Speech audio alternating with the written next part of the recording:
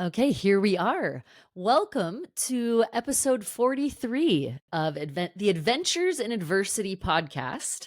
For those of you who are new to the show, we have some return listeners here, but basically, it's a podcast about how people are turning life's toughest adversity into an adventure across every area of life, all ages, people from all walks of life, how they've turned adversity into an adventure. So, with that, Rhonda, I would like to thank you again for joining. I've been really looking forward to meeting you. I've been reading about you and just kind of doing a little bit of research because I've just been extremely excited to connect with you. So, Rhonda Farrah, thank you so much for joining us. Yeah, I am great. It is Friday. It's a beautiful day. And I get to be inspired by yet another guest. So I'm doing pretty well. Okay, wonderful. The title of your podcast, Adventures in Adversity, not only resonated with me, it grabbed me. Okay, because that's what I do as an alchemist, a former psychotherapist, Okay. and educational counselor. I understood real clearly that it's the good stuff, the joys, the successes, but as well as that not so good stuff, the adversity. And I've had plenty of adventures in adversity, and I am here to not only share them, but to let our viewers and listeners know that it did make me stronger. And so that's why this is such an important place for me to be right now, because not a whole lot of people talk about adversity, or everything's really going well. And as they look in the mirror, which is why my brand now is Fix Your Reflection First and Live Your Love Best it. Life Ever. I love that. It's they look in the mirror and they say, oh, wait a minute, everything's not so good. It might look good on the outside, but when one looks in the mirror, and I know, what are you really seeing? Who are you really seeing? Are you understanding that it's that not so good stuff in your life that's okay, more than okay? It's actually essential as far as I'm concerned.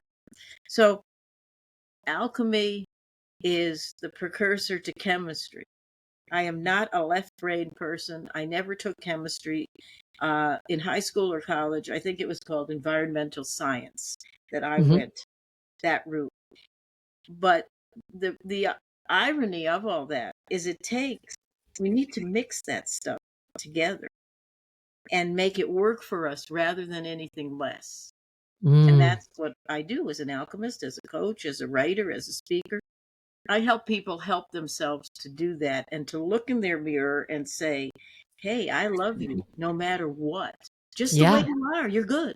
Okay. When you mentioned the part about looking in the mirror, that is, I love that you have that motto and mantra of fix your reflection first, because I feel like a lot of people will avoid looking in the mirror, not just to avoid like the physical, but that's where you really meet yourself.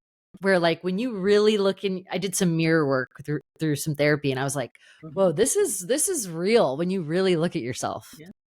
It is. And I think about all the times.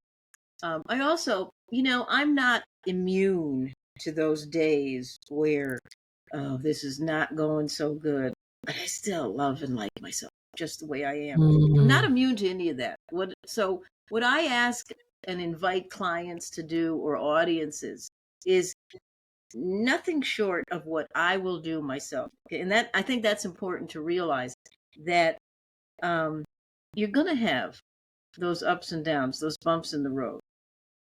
So what do you want to do about it? And I also believe, and sometimes audiences, I haven't had anyone walk out yet, but they will go up one side and down the other. When I say, we call it all forward, the good stuff as well as the not so good stuff. And it's necessary. The joy as well as the crap. All of it is necessary, and we call it forward. We really do. I have called all my escapades and adventures and adversity forward. I take responsibility for that, even on a subconscious level. And I got to decide what I was going to do about it. It's freeing yourself from the shit. My dog wants to get out. Hold on. He scratches on the door if I leave him out, and then scratches. Anyway, That's all right. when you say, I'm so glad the title appealed to you, because that's exactly what I'm going for. Is it's not like blocking out your past, right? It's like you said, Right. bringing it all forward. It's part of that alchemy, like it mixes with the good to actually help you find out who you are, Yes. Yeah. right? To peel away the onion skin, Mm. as I Mhm.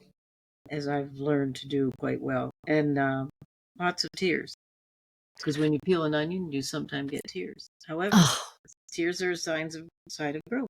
Laughter is a Mm. sign of growth. And I'm here to Mm. say that even in some of the most precarious situations that I never thought I'd find myself in, I always was weeping or laughing. So that's a sign of growth. Mm. And you make a great point. The adversity, it's like not to forget about it, or I put it like, don't shove those things down, because what will happen is, honest to goodness, at the most inappropriate time, it will just seethe. It will seethe like it. And I hate to be so blunt, but I will, because you'll find through this interview I might get blunt. Is that when you push everything down, it's like not flushing the toilet. Okay, it Yeah. will come Oh. back up like when you have a house full of guests. Okay, that's inopportune. So stop pushing Mm. all your, boy, no pun intended. Stop pushing all your shit down, okay? Stop pushing it all down, because it's gonna come up at the most inopportune time. Take care of it. As you say, okay, anger, resentment, fear, doubt, worry. Thank you for stopping by. All right. Yeah, I'm all of those things. I'm sad. I'm disgusted. I'm everything in between. Thank you for stopping by and letting me in on what it is that I have to learn, so that I'm feeling these feelings. Mm. That is an amazing analogy that I've never thought about it that way. That when literally you shove it down and you're not really getting rid of it, it comes up. It's Yeah, going to find a way out it is. if you do not like make it seen or Yeah, feel it or experience it, right? That resentment. yeah. Now, how do you and then I want to get into a lot of your life as well, and just how you've come to this place. But I think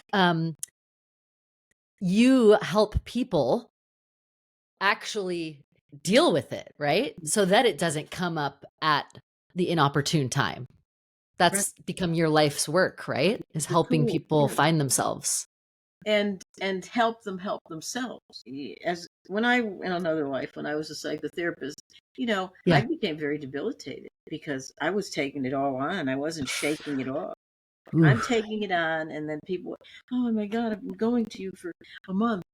And well, I've had 3 sessions with you.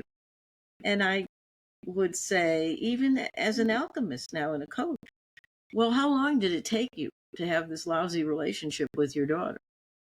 He said, oh my God, it took years.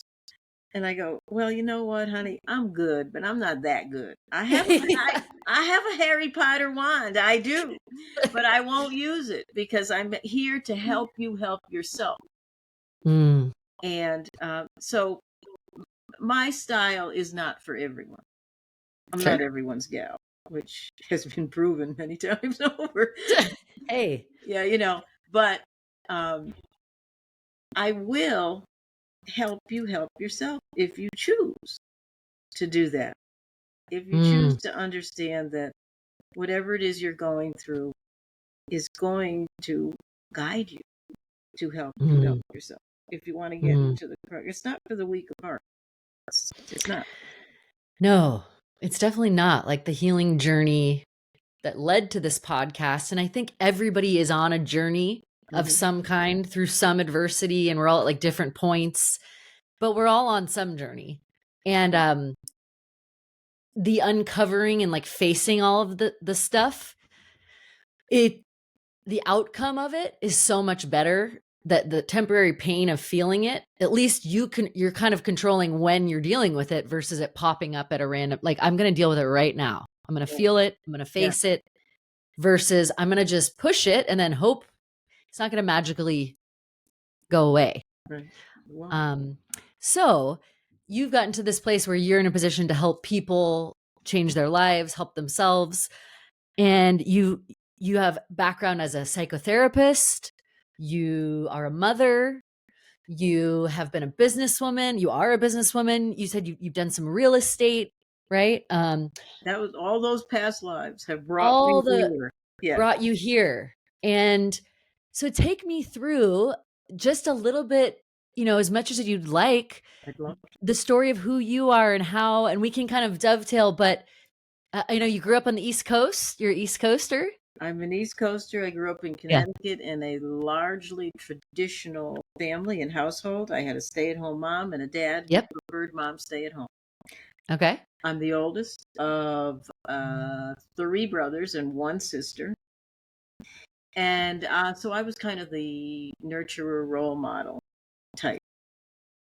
I Yeah. I didn't realize it at that time, But but I the was. oldest sibling, right? Yeah, that Yeah. role. And I also I grew up in an extended family. Many people know what that is. Through the 3rd grade, Mhm. I was grandparents, my mother, my father, my siblings, aunts, great aunts. Mhm. At one time, there was 13 people in the same Mm. household. Lots of love and lots of discipline. And I wouldn't have changed that for the world. And it was a household of primarily women. So there's a Mm. large female influence, that nurturer, that Mm. caregiver. And I was thinking, yeah, I want to be a psychologist when I grow up, or as I'm Mm. growing, I want to be a psychologist. And I have plenty of credentials and have gone that route: psychologist, psychotherapist, educational Mhm. counselor. But my biggest credentials are my life. And that all happened. And then I call it my midlife crises. Around 40 years old, this all started to happen. I called it forward. I found myself facing criminal charges. How would you like to get uh, a piece of paper from the government that says, an indictment? It says, United States of America versus Rhonda Farrah. Somewhat daunting. Enter Adventure 1, midlife crisis adventure. And it was like a made for TV movie. So I was Not in the plan. incarcerated for 7 years in a women's federal prison camp in California, Northern California. And it was really educational for me. But the most educational thing that happened for me was that onion skin was getting peeled away. I know for a long time, God, I call it God, some people say universe, divine spirit, was trying to get my attention because I went into this business type world from the world of being of service to others. And God just was not getting my attention. He enlisted the help of Mother God many times, but no, I was just not listening. And he said, I am so sick of this woman. Actually, he put it more bluntly than that. She's going in a major timeout. And I was in a major timeout that pivoted me through learning about myself from going and at that time with my female inmate friends, being of service to them emotionally and with respect to their own physical health and how the emotions determine ill-being or well-being. Last place I expected to be, and to be pivoted back into being of service to others. Last place in the world I expect. And for those who my purported crimes had nothing to do with drugs or violence, it had to do with business. Mhm. And I didn't do my homework when dealing with certain people. And I'm the best delegator there is. But you know what? I delegated to the wrong people. And I got left Mhm. holding the bag. But it was a Mm. necessary place. What happened to me was necessary for my own healing Mm. and for my own understanding, because that's where I became dedicated to helping others identify that authentic power within them, within each one of us, to be the best version of ourselves. That's those are my credentials. There you go. And I didn't like it. No, I didn't like it at all. I didn't like it going through trials, and every motion put in was denied for this, that, or the other thing. And about a year into this, I call it, I got my aha breath. My aha breath was the day I stopped hitting the telephone against the wall saying, "Get me out of here," to whoever I was talking to, a friend, a family member, an attorney. I just stopped and I said, there it is. There's the aha breath. Oh, well. I'm here. I surrendered. That literally, I could feel it today. I feel my goosebumps, my God bumps right now. I just did too. I feel it. I surrendered and I said, okay, my journey really began. I began writing more. I began teaching classes in wellness in a federal women's prison camp. Okay, to 300 women. And I was good.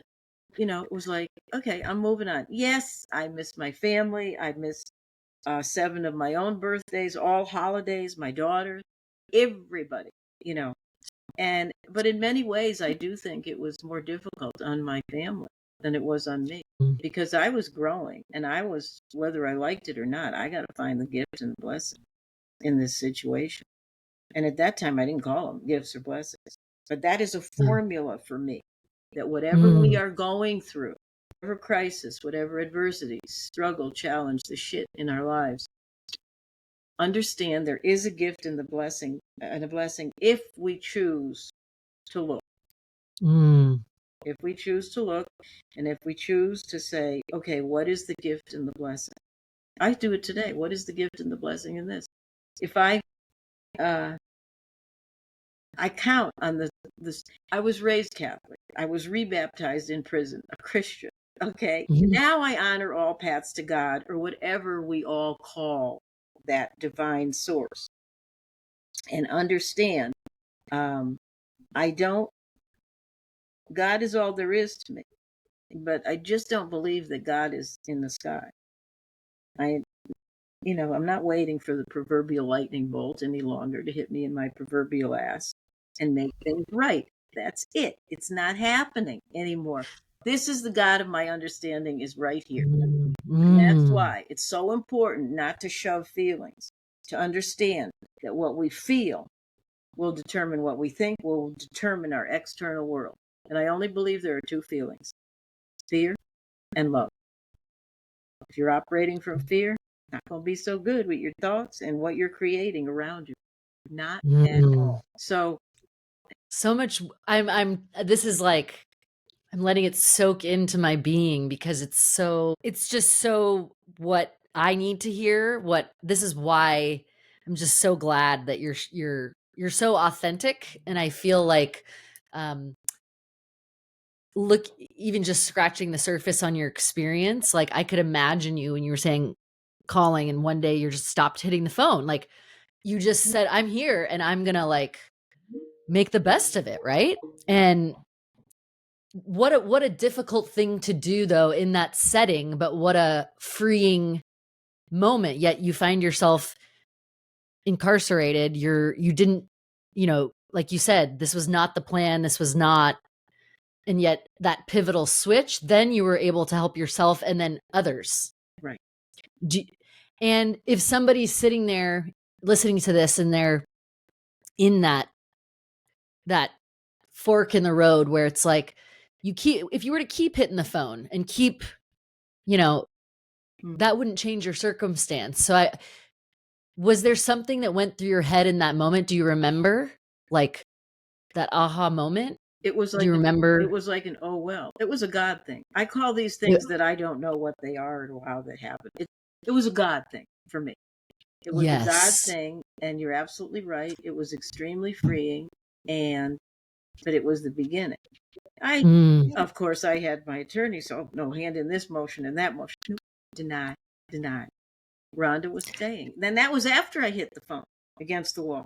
So that was all happening on the secular level. However, I knew what I had to do. I had to go inward and do the work inside. It's an inside job.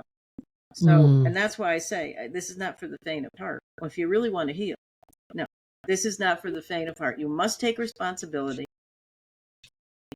and you must go through whatever it is you need to go through, drag yourself through, and understand it is for you being the best version of yourself.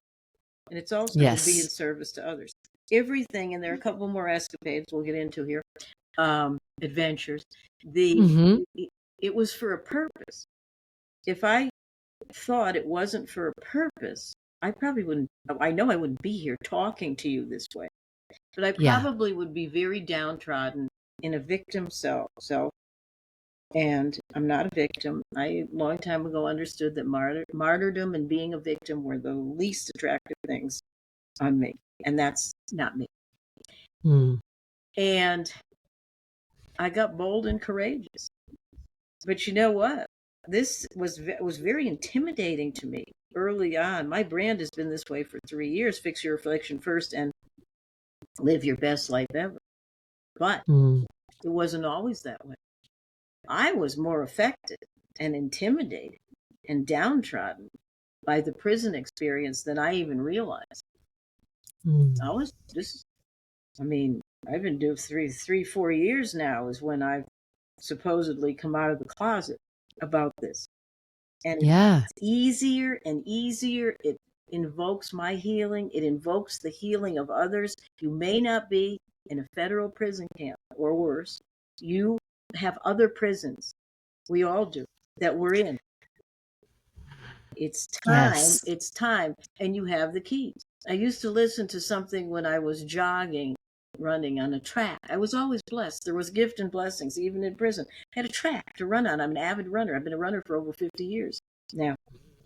And I listened to this Charles Swindoll, Unshackled.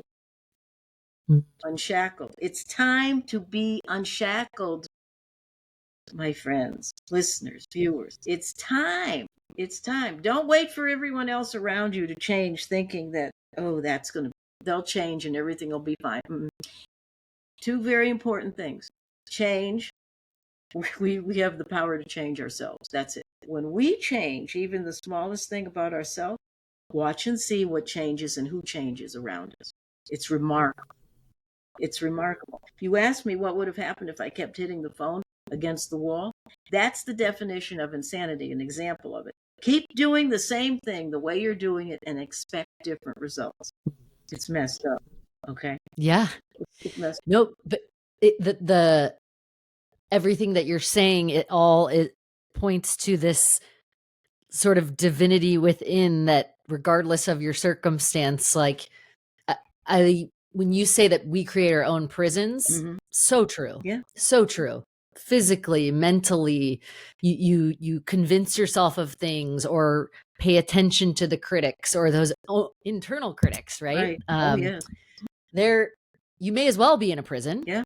If you're, and I want to commend you also speaking and owning it. Like you said, it gives people permission to kind of own themselves. That's why on this podcast too, it's like turning that shame or whatever or regret of the past. And for this podcast, it was born out of just an awful experience. So it's like I was doing a branding exercise and I'm like, reclaiming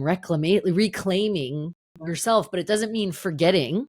Right. It's part of the ingredients into where you are now. Yes. And some of the ingredients don't taste good, but they combine to make something, right? It's a recipe. Like, so when you, and I do want to move on to other experiences as well. When you were teaching those wellness classes to your peers, to fellow inmates, I'm sure that you sort of surrendering, you probably saw that ripple effect of that during a very difficult time obviously for all of you. Yeah.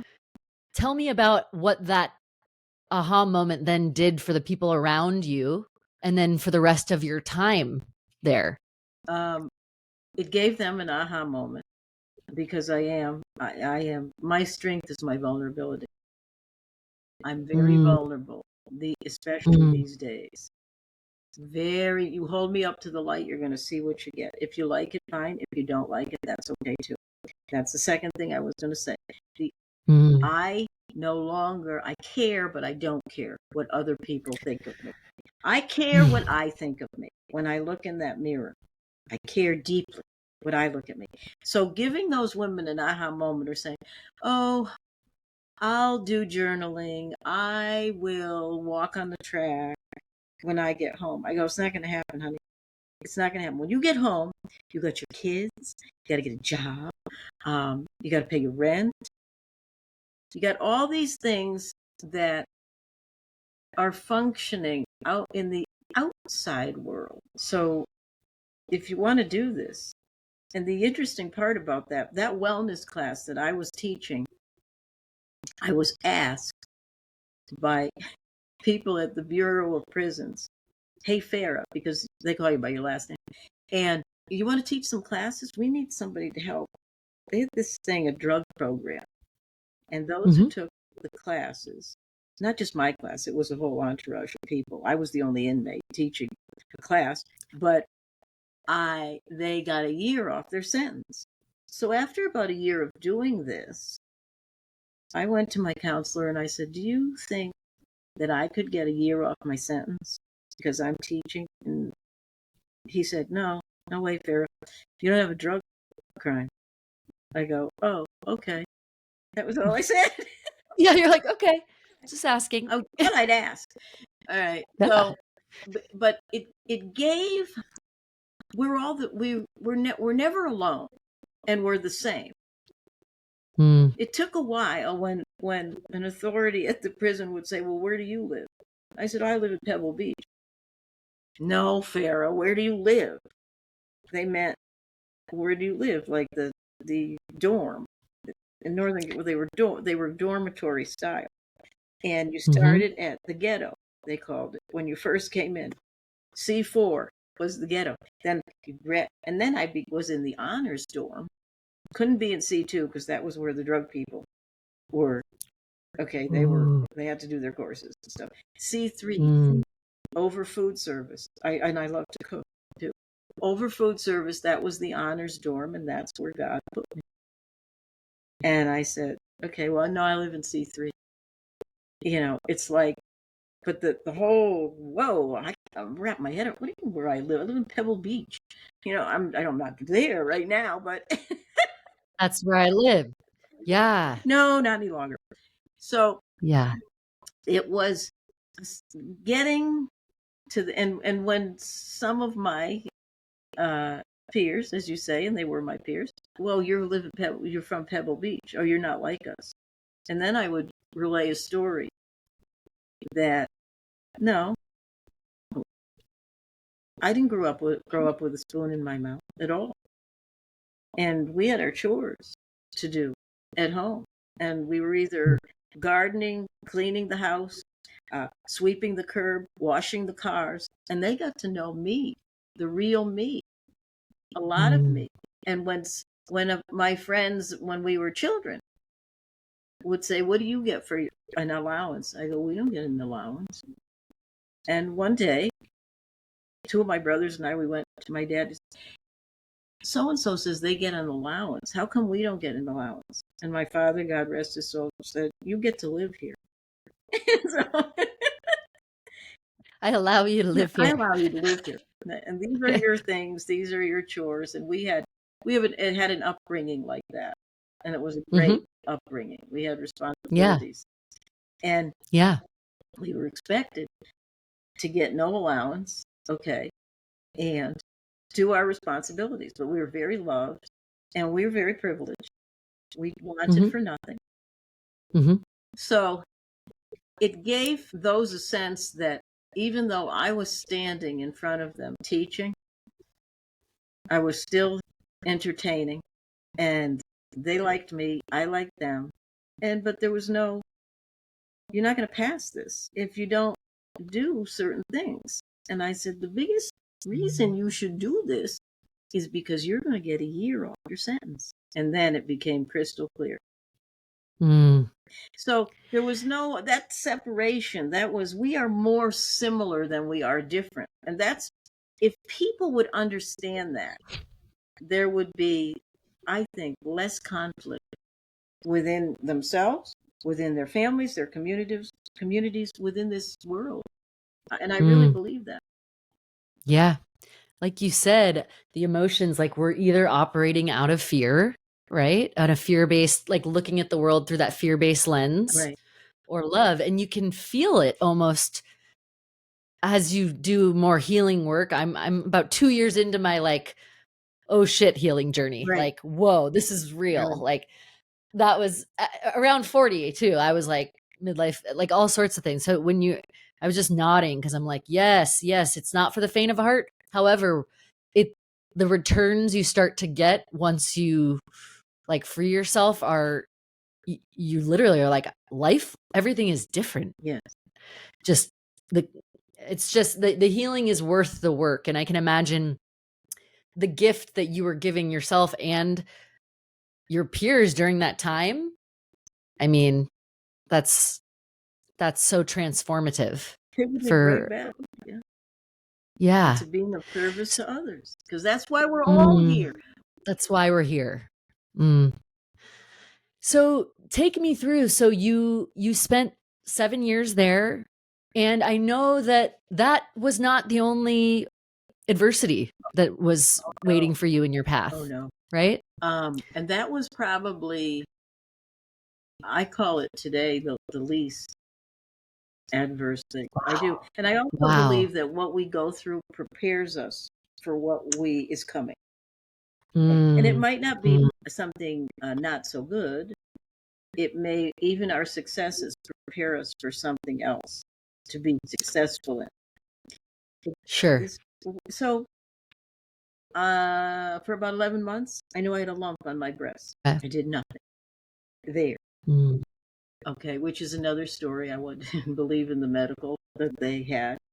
And I just said, this can't be. And through prayer, through affirmation, I said, I just got to get home. And a couple of my friends that knew, they said, oh, let's make the eucalyptus tea. So I said, sure, I'll try it. Sure. Why not? Why not? I mean, there were certain things we could do and certain things, we couldn't do, but we could take eucalyptus leaves and make tea. Sure. Put an orange in, and it wouldn't be considered a alcoholic beverage. Okay. So no, that wasn't working, but it was interesting because some days I said, oh, it's leaving. The lump is leaving on my right breast. It's leaving. And then it would be back, So I held everything at bay. I still was doing my running. I was doing weight training with the girls on a very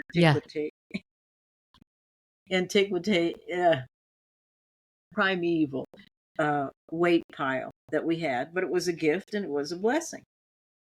And I remember thinking, no, this can't be happening. This isn't happening. Okay, but it was. And 11 months, I was released later than my release date, of course, because there was a purpose for me being there a little longer. And I went home. I went to my doctor. And first I went to a halfway house. The federal government this was primeval too, in Northern California, and I was the only woman in this halfway house. And so I said, how's this going to work? They took everyone off the high. It was a Victorian home. They took everyone off the top floor and put me up there with the offices. Okay. And everybody else was crowded together from whoever they took off. And I said, okay. And I told them I have a lump on my breast, and they couldn't wait to get rid of me. They could not wait to get rid of me. I went to my doctor. Long story short, yes, you do. You've got to go right now. have a mammogram. I did. You've got to do this right now. Today, have a biopsy. And in none other than Breast Cancer Awareness Month, 2005, I was diagnosed with breast cancer, nearly stage 3. Okay. But, Wow. and, having to repeat that to family and friends, everybody calling, how was it? I said, well, not the best news, but not the worst news. And I remember saying that so many times. And I believe that. It's not the best news, but it's not the worst news. It's not the...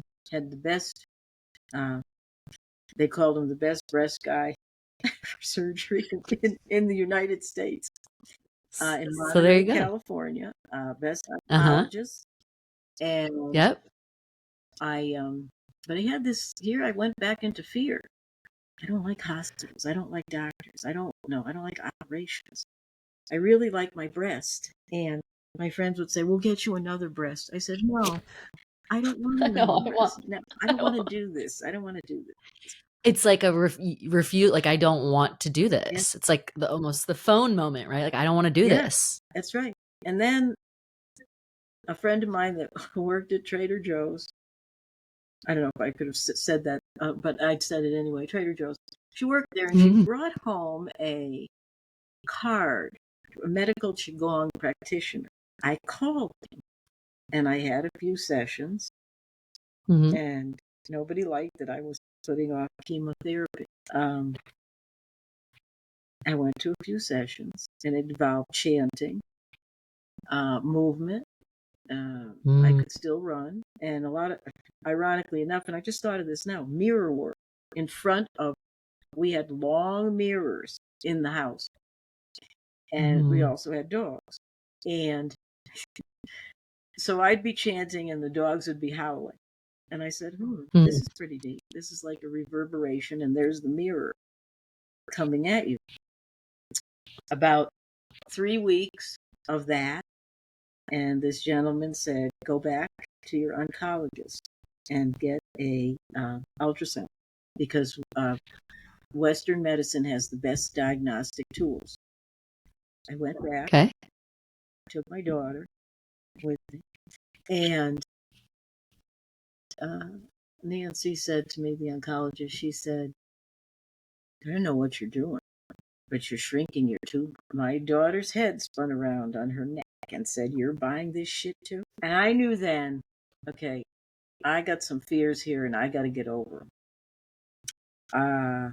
But I knew the power within me was getting bigger and bigger, because I knew if I could do that, look, I got through the prison, but now I knew if I could do that, wow, I'm going to be all right. I kept everyone at bay, and I said, okay, I'm starting chemotherapy. I did. So get over my fear of that. As a matter of fact, I had an adverse reaction, the second tier of it, and I couldn't breathe, but I didn't know. I was all, and the technician was watching me. He said, you feel all right? I said, yeah, I feel fine. Why? And next thing I know, here comes a crash cart, and here comes oxygen and everything in between. And they just said, you're having a reaction. We watch for this, the second tier. And I said, oh. And I had an oncologist, and her dad was an oncologist in the practice too. They both came in. I said, okay, I feel all right now. Let's continue. And they said, oh no, this is enough for today. I just wanted to do it. This was my mission now. I just wanted to do this. So I went away for a week. Yeah. It was every week, and gift and a blessing and everything. I, being the avid runner, I was not running as quickly, but I was running, and had my dog with me, and I fell several times. It was on not pavement, but in a park, and bleeding and everything else. But I'd get up. I'd get up, because the object of falling down is so one can get up. That's it. I got up. Dog is licking my wounds. This happened like 3 times. But it wasn't from the chemo. It was because my gait wasn't proper. And I tripped over a root or a rock or something like that. Yeah, yeah. But I knew I had a window of time. My head was now shaved because I couldn't stand it on the pillow. The hair on the pillow. Head shaved, and I had my bandana, my do-rag, as my peers would say. And I knew in my window. Chemo was on Thursday morning at 11 o'clock. I knew my window. I had until Friday morning. I got that like little jog in. And then I went to bed for 2 days. So if I wanted to jog, if I wanted to vacuum, whatever I wanted to do, I knew I had my window. But I was still, the gift and the blessings still came to me. Even though I'm a person that's never taken any street drugs in my life. And all of a sudden, that was my biggest fear, going on chemo. This can't be happening. But it was being treated, and then the day came to clean out the margins. My daughter was with me again. And a blessing, surgical center, not the hospital. Okay. And I'm laying in a gurney, and it's a beautiful day in Monterey, California, and I'm by the window, and I'm having a talk with God. I'm starting to go into that little fear thing again, operations, things like that. And nurse came over, and I said, yeah, I'm having a little talk with God. I was asking for a sign that everything's going to be all right. And I had told my daughter before I went in to get the margins cleaned, Amanda, I'm going to dance at your wedding and see my grandchildren. And both have happened. The nurse, who would be my OR nurse, came to, oh yeah, you're going to be all right. And then she touched my head and she said, oh look, your hair's coming back, a little peach fuzz. And she pulled back her skull cap and she said, maybe it'll come back like mine, curly. That was my sign. Here was a person. There's the goosebumps, God bumps again. I just get them too. I ask, and I ask, and you shall receive. And she said to me, yeah, maybe it'll come back curly like mine. I knew then I'm gonna be all right. This woman was put here for me to show me that she is all right, so she can help other people help themselves. So it was moving along, and then I went through that and got into recovery. I had a bail nurse, and he was just great, joking around with me, and my daughter's looking at me, and he goes, Rhonda, are you all right? Are you all right? I go, I think so. Can I have a glass of wine? And my daughter said, oh, she's going to be fine. That's Mom. Yeah. She's going to be fine. Okay. So it was, and then 35 bouts of radiation after that, which I drove myself to. And at the end of that process, it's like the suntan I didn't want on this breast, but it was okay. And after 35 or 36 blasts, one rings a bell. When you ring the bell, you're done. You're done with that. And so I was quite proud of myself. And again, that whole prison thing, whatever you want to call it, incarceration, all of that, and the emotions and the feelings and finding my sense of self there, because that was the biggest thing I lost. I lost my sense of self.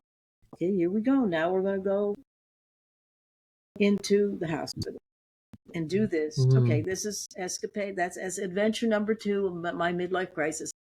And I was in service to others again. I was not going into the hospital just for my own treatment. I was going in to facilitate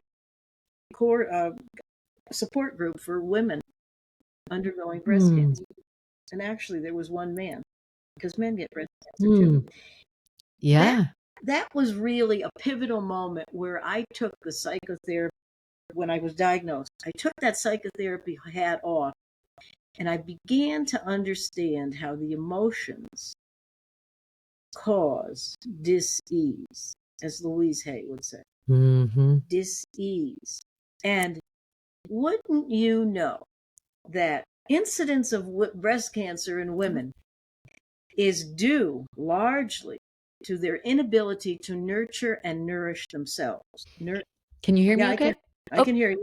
I just lost you there for 1 second. Okay, now you're Okay. back. No, I Okay. can.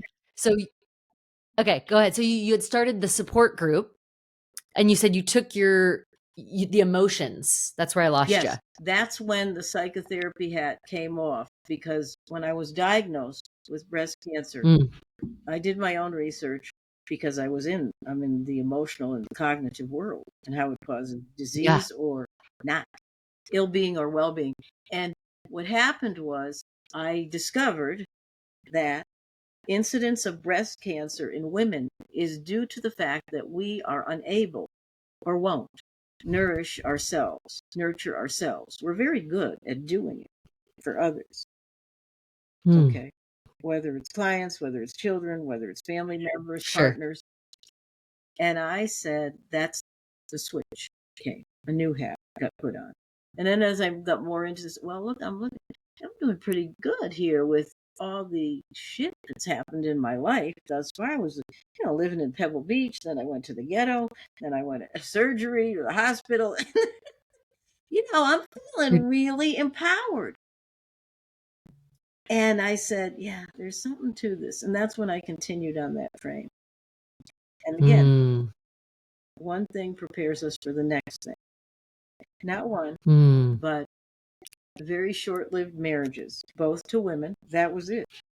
They didn't want me. They want me back now, but no, that's not happening. I can't repeat that pattern again. No.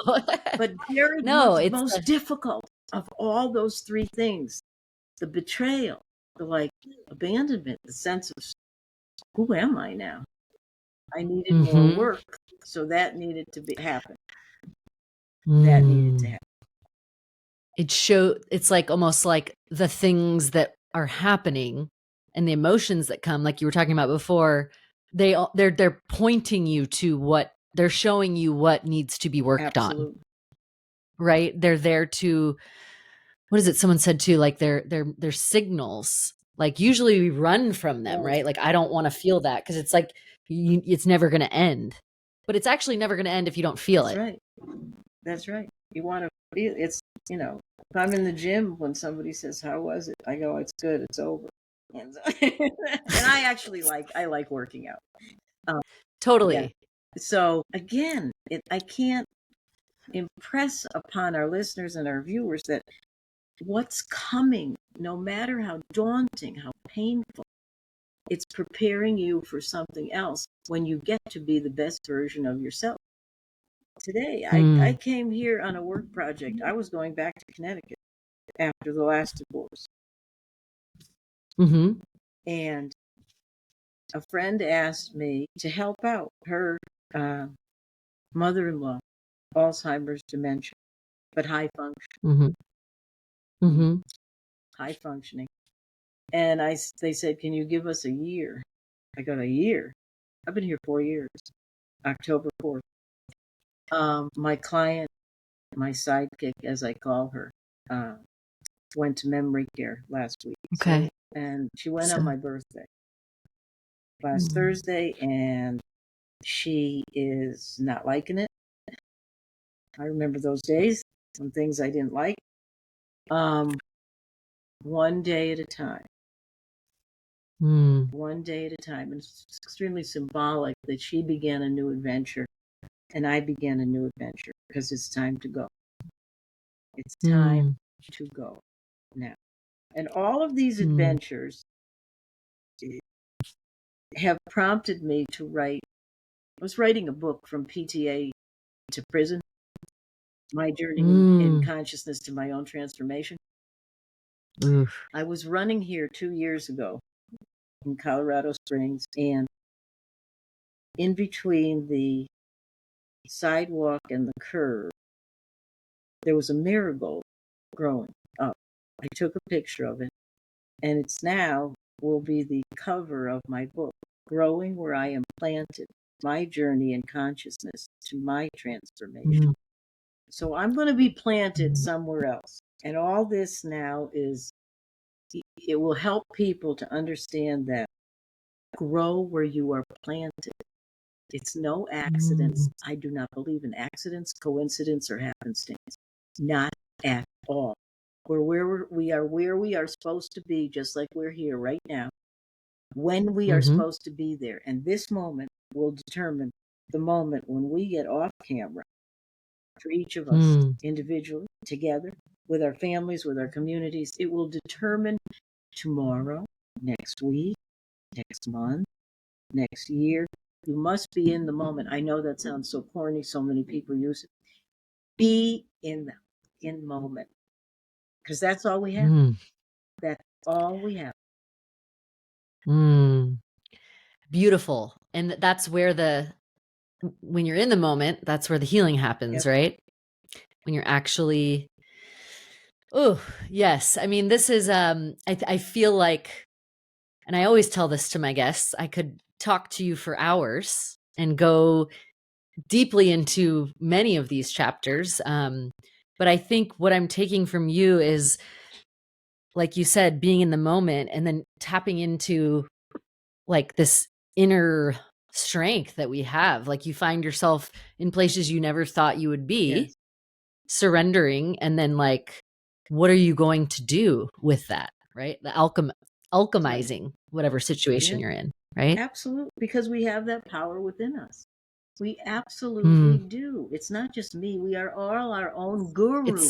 We are. We are.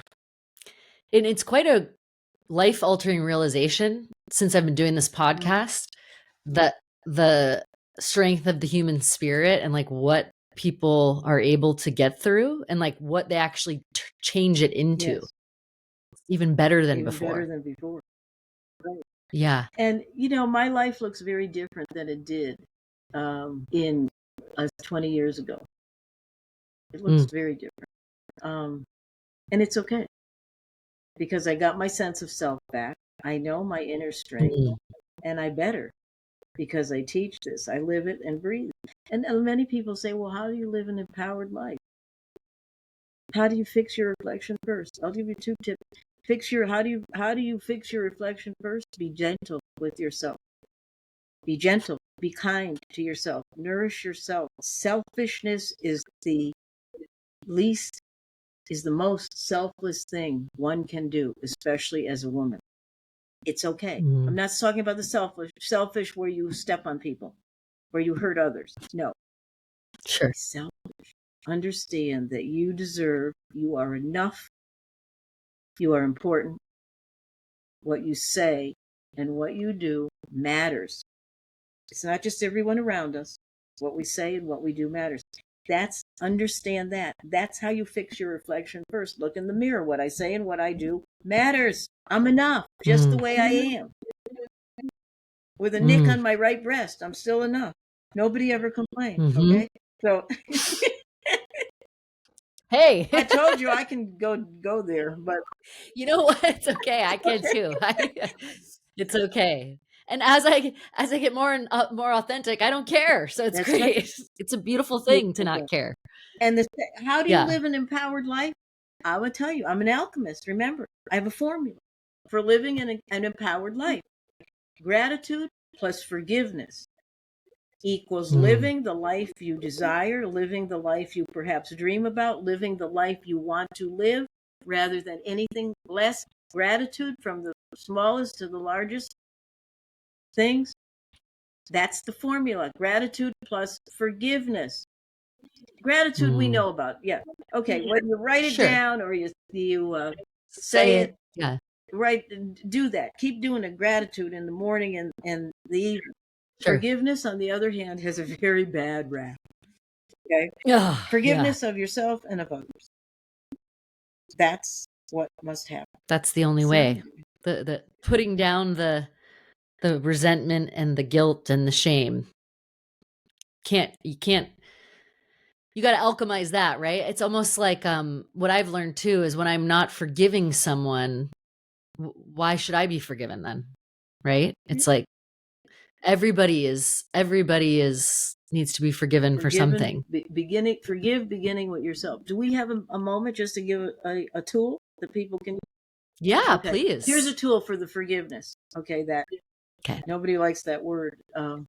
but it's necessary. Forgiveness, begin with yourself. Take a piece of paper and write a letter to yourself. Write a letter to yourself. It could begin like this. I'll use myself as an example. Dear Rhonda, I have been meaning to write to you for some time. First of all, how are you? New pair. Remember when you went to prison? You had breast cancer. You had failed divorces and failed relationships, divorces. Remember all that? I know you did not mean to hurt me. I forgive you. You're writing to yourself. I know you did not mean to hurt me. I forgive you. Aha breath. There's the aha. That's a confirming breath. Next, take another piece of paper. Okay. Pick a person that you feel has harmed you. I want you to write them a letter. And usually everyone looks at me and says, oh, no. No, you don't have to mail it. Okay, it gets a little easier. Dear person that hurt me, I've been meaning to write to you for some time. First of all, how are you? Remember when you left me holding the bag on that business deal and I went to prison? Remember when you betrayed me? When you abandoned me? Remember when you caused my financial ruin? These are three different people. I know you did not mean to hurt me, and I forgive you. When we don't forgive, it only hurts us. It doesn't mean you have to get back in the sack or the saddle or with anybody. But what it does mean is that you have released them. You have released the toxicity and the negativity that is just spewing within you, which does cause disease. Research bears that. If you want to live an empowered life, the life you desire, gratitude plus forgiveness equals living an empowered life. Amazing message. And thank you for boiling it down to that, because I know when we go on our own paths, hopefully I can talk to you again too. I'm going to remember the fix your reflection first, the gratitude and the plus forgiveness. When you said like all of that is spewing around, like it's so true. And I think being able to doing that, right, is going to take you to a different level of consciousness, which you said like in your book that's going to come out. It's all about like peeling away so that you're more conscious, right? And less like trapped. Rhonda, I want to thank you. I know we're coming up to about an hour here. I thank you so much for being a guest on the podcast, for being so vulnerable, authentic.